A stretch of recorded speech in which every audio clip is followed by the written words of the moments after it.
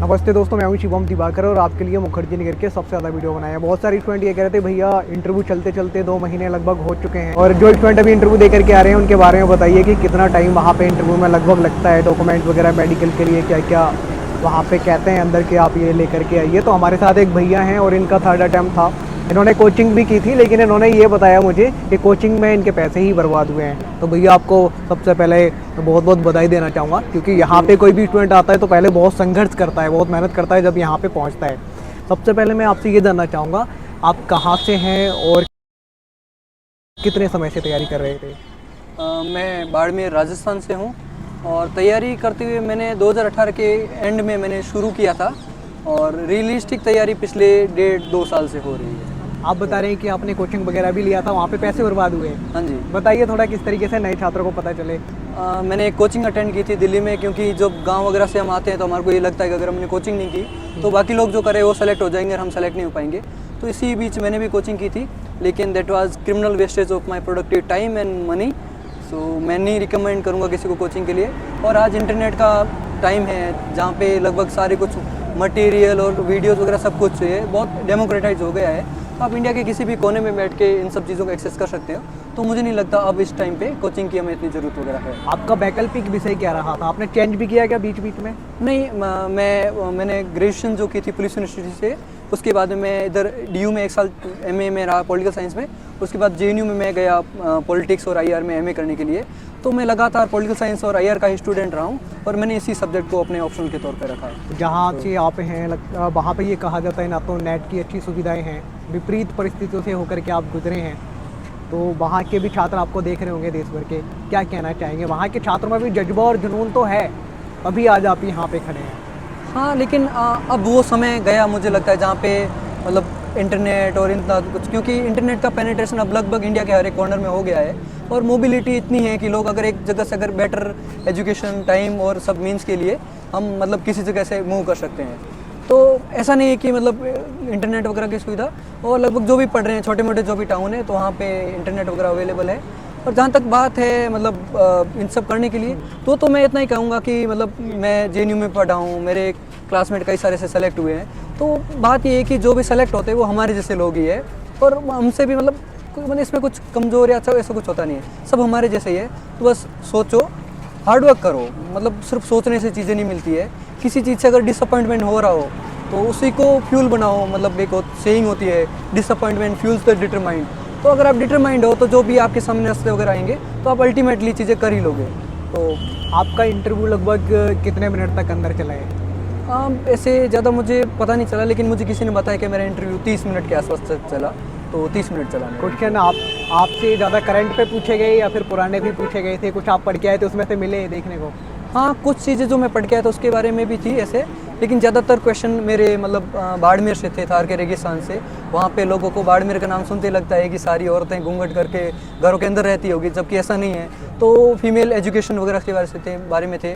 और मैं police university से पढ़ा हूँ, तो वहाँ पे पुलिस यूनिवर्सिटी के बारे में था, पुलिसिंग के बारे में क्वेश्चन थे।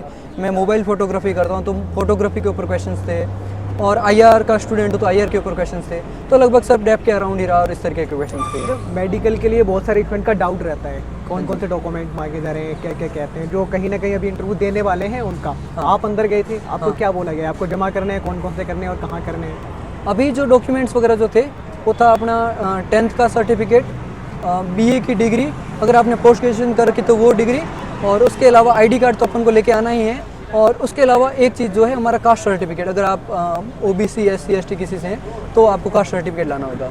यही डॉक्यूमेंट चाहिए और 2 फोटो साथ। आपने भैया ये बताया कि मेरा ये तीसरी बार था। हाँ जी। इससे पहले क्या क्या गलतियाँ हुई थी जो आप नए बच्चे सुधार सकें, उनको बता दीजिए। गलती तो एज सच कुछ भी नहीं होता, एक लर्निंग एक्सपीरियंस ही था। सबसे पहले जब मैंने इसका एग्ज़ाम दिया था तो मैं DU से मतलब DU में MA के लिए इनरोल हुआ था, और उस टाइम मैं पहली बार दिल्ली आया था और मैं देख रहा था एक दिल्ली नाम की दुनिया भी होती है, मतलब कैसे होता है, तो खुले मुंह से दुनिया देख रहा था। तो उस टाइम ऐसे ही दे दिया, एक्सपेरिमेंट करते करते। एक जो कोचिंग में करके आया था तो वहाँ से मुझे लगता था वो तो होता है ना, मुझे सब कुछ आता है, मैं एक्सपर्ट हूँ, उस टाइप का मुझे लगता था। तो पहली गलती वही थी ऐसे सच कि मैं डाइवर्सिफाई नहीं की, मैंने प्रिपरेशन सही से UPSC एग्जैक्टली जो चीज़ें पूछती वो चीज़ मैंने नहीं देखी थी। ये था दूसरी बार में मतलब मेरा अटेंशन मैंने एक राजस्थान में असिस्टेंट प्रोफेसर का एग्जाम आया था, वाह। तो उसकी तरफ मैंने दिया था। तो मतलब मैं उसमें मतलब मेरा वो तो क्लेरिफाई हो गया था, मतलब ऐसे मैं इंटरव्यू में सेलेक्ट नहीं हुआ था, तो मेरा अटेंशन मैंने उस तरफ डाइवर्ट कर लिया था। तो मैंने मिनिमल मतलब प्रिपरेशन के साथ में दिया था, तो उस टाइम वो इशू था। अब की बार जब टाइम था, सब कुछ था ऐसे, और घर पे ही था कोविड के टाइम पे, तो पढ़ भी सकता था अच्छे से, तो मैंने पढ़ा। और फिर इधर साथ में मतलब मेरी एमए भी चल रही थी, अभी मैं पीएचडी में भी हो गया हूँ, तो ये सब साथ में चल रहा है। पिताजी क्या करते हैं आपके?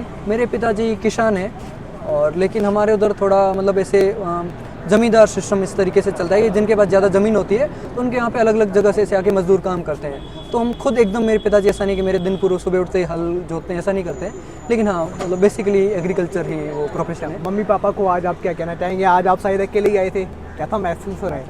क्योंकि उनको बड़ा खुशी होगी जब हमारे बच्चे आगे जाते हैं। देखो मतलब मेरे पिताजी यही कहते हैं कि मतलब जैसे मैं सुबह खेत में कुछ काम करने जाऊँ ऐसे, और शाम के वो काम करके आऊँ, तो कुछ अलग नहीं किया। उसी प्रकार से मैं मेरी मजदूरी पे निकला हूँ, मेरी मजदूरी पढ़ाई है ऐसे, तो कुछ अलग नहीं कर रहा हूँ, तो ठीक है। मतलब लास्ट में स्टूडेंट को क्या कहना चाहेंगे जो कहीं ना कहीं भी अभी फर्स्ट ईयर में, जिन्होंने अभी 12th की है, वो यूपीएससी की तैयारी करना चाहते हैं? लास्ट मेरा आखिरी आपसे यही क्वेश्चन है। अगर आप फर्स्ट ईयर में हैं, अगर आप थर्ड सेमेस्टर में भी है, अगर आप स्कूल में हैं, तो सबसे पहले जहाँ पे आप हैं वहाँ की चीज़ें एंजॉय करिए, ठीक है। ये कॉलेज लाइफ वगैरह ये दोबारा कभी नहीं मिलेगी।